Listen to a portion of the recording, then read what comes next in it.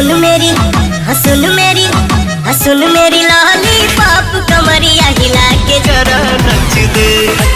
पवन सिंह के ओहदे की जरूरत है, पवन सिंह के पैसे की जरूरत है अपनी जिंदगी चलाने के लिए, मुझे नहीं।